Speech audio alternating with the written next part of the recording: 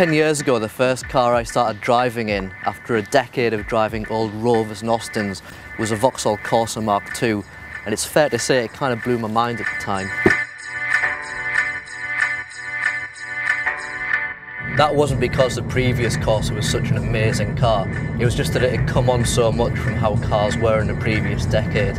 And getting in the third generation Corsa is the same kind of quantum leap forward. It's a much better car. The Mark III Corsa launched in 2006 and it's a much better product all round really.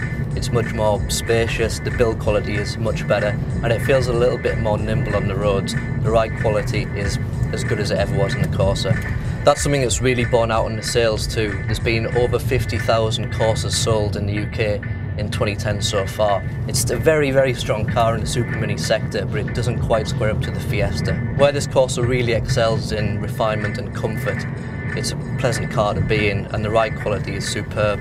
That means that even though it's a small car, it's a really good cruiser, so it's not just good for the city, it's good for the motorways as well. Interior space is excellent in the Corsa. In fact, it's one of the best in the sector. There's lots of space for passengers, and in the boot there's 285 litres of storage space.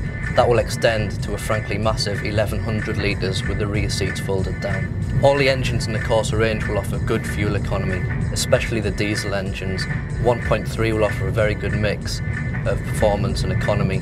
If you want more power, the 1.7 diesel is also a very strong engine. I'd probably stay away from the low-powered petrol engines. They tend to be a bit gutless unless you work them really hard. As for driving, the Corsa isn't the most nimble in the supermini sector.